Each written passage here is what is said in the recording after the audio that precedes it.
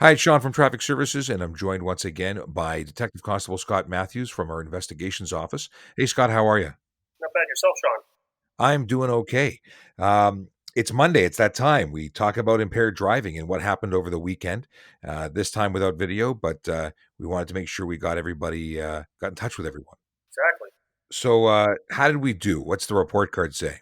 So over the weekend, we had 9 people arrested for impaired operation of a motor vehicle. We had 3 of those drivers arrested in ride programs we held over the weekend.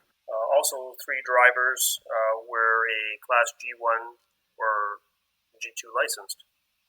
They're not allowed to have any alcohol at all, and unfortunately, have.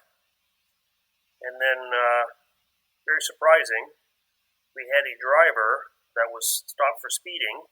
He was doing 129 kilometers an hour in a 40-kilometer-hour zone mid-Toronto, and he blew over twice the legal limit. We don't need to say that it's incredibly dangerous to go that speed anyway, and then you mix alcohol or drugs into the mix and delay your ability to react appropriately, and you got a recipe for disaster. Well, exactly. It's actually amazing that they were able to be stopped safely and charged. That nothing negative. I'm assuming there was no collision related to this one. No, it was a straight vehicle stop, initially an investigation for speeding, which of course led to the impaired operation arrest.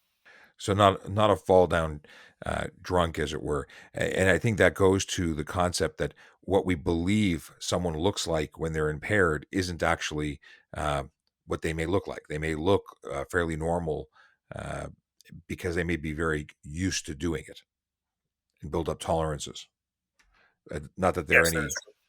not that they're any better at what they're doing, is they may just appear uh, to be somewhat normal. Yes, they could look like they could. Yes. It's amazing the things we've seen. There's the people who fall down, can't walk in a straight line, and blow lower than some of those professionals that have, consumed tremendous amounts of alcohol and seem normal to during a normal conversation. I've said normal a lot in the last 30 seconds, but it really is astonishing as to how different people respond to alcohol. They're all intoxicated and impaired, but it presents differently in everyone. That's right. That's why there really is no normal to impaired driving. And we keep saying it, but there is no acceptable amount of alcohol. I mean, there's the legal limit, but there's really no acceptable amount. If you're drinking even a small amount, you are in some way impaired, and we don't want you driving a car, despite the fact that you may be under the legal limit. That's true. I mean, the acceptable amount of alcohol is 0. You mentioned in your post this morning that 3 novice drivers were charged. So they were arrested for impaired driving. That's correct. They either were arrested for straight impaired driving or they blew a fail on the roadside screening device and Okay. subsequently arrested. Gotcha. But they really can have a zero, or the only permissible blood alcohol content for a novice driver is zero. And that comes with some special, aside from the criminal sides of it, if they blow over, but even if they have, 1 milligram, or let's call it 10 for argument's sake, if they have more than zero, they have a special violation that they're ticketed for.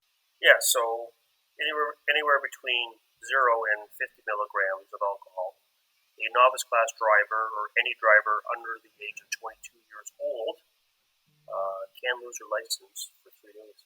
So if a novice driver is pulled over or stopped for any reason, and they are found to have alcohol in their system between the range of 0 and 50, um, they receive what happens?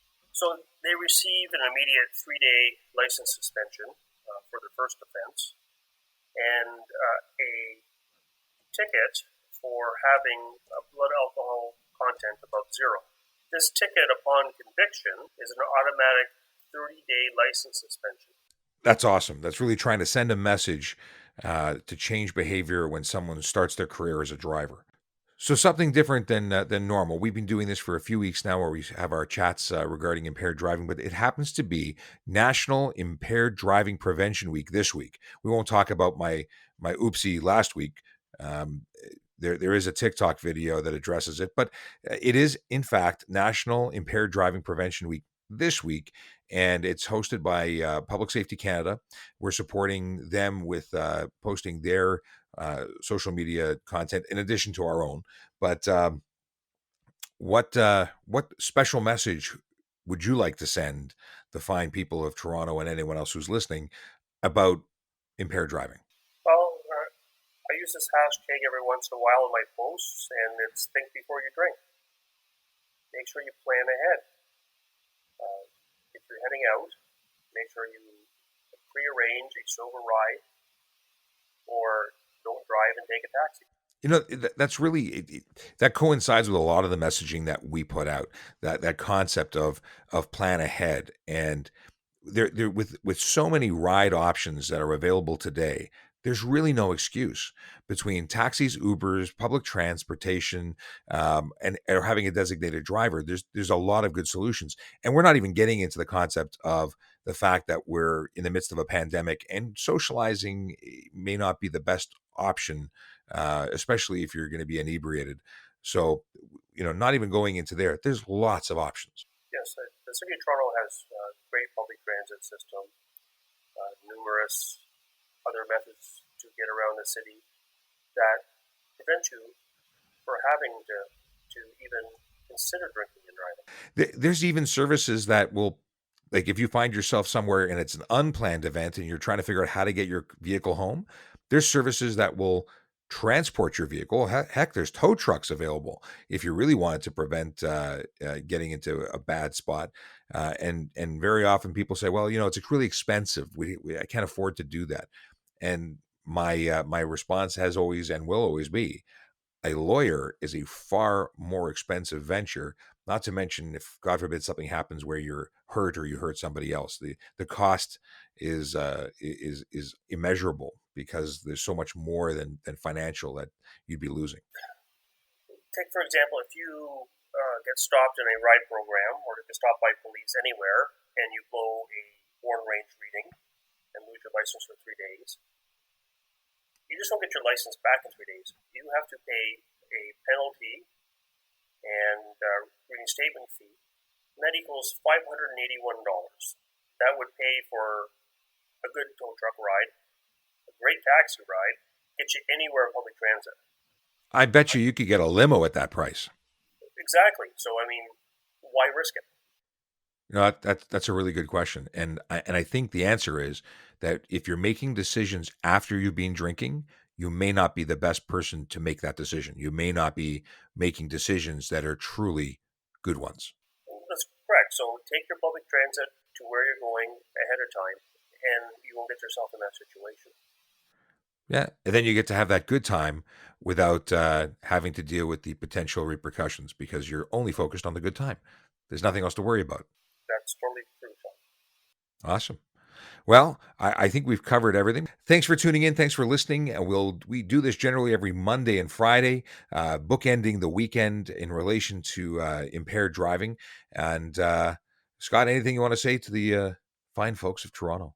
Again, please plan ahead and drive sober. Awesome. Thanks again, Scott. It's always a pleasure, and look forward to either seeing you in the office or on Friday when we do this again. Have a good one.